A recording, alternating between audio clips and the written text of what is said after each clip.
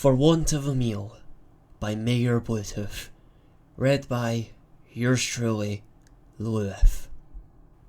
Warning: the events, actions, and antics depicted in this book are performed by fictional characters in a controlled narrative setting. Under no circumstances should anyone attempt to replicate, imitate, or recreate any of the behaviours or scenarios described. Doing so could result in serious injury, harm, or unintended consequences.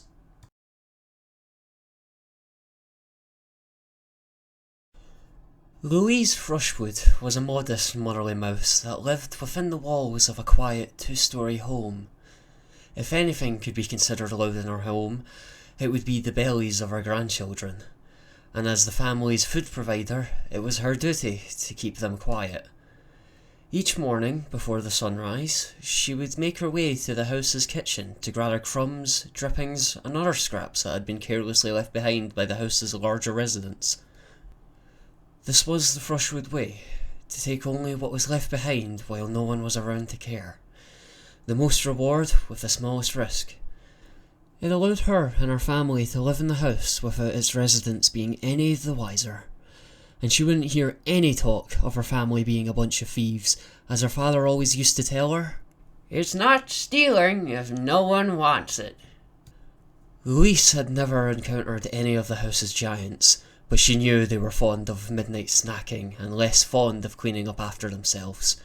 As a result, most of what Louise scavenged consisted of various cheeses, crackers, and cookies, which made up the majority of her family's diet. She would have liked if the house's master snacked on some more fruits and veggies now and again, but scavengers couldn't be choosers. Wielding her father's sword, which had grown far too dull for combat, she would poke each crumb, inspect it, and place it in her basket if it passed her inspection. That morning, she happened upon something truly special in the midst of rounding up a scattering of cookie crumbs. One of the crumbs in question happened to contain a fully intact chocolate chip, the food of the gods.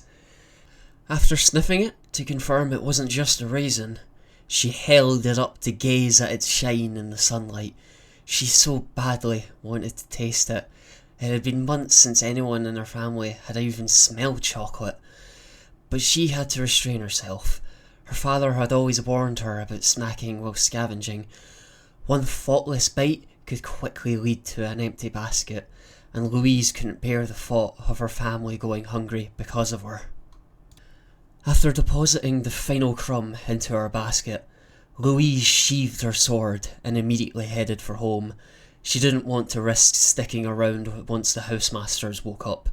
The less time she spent outside their mouse hole, the better.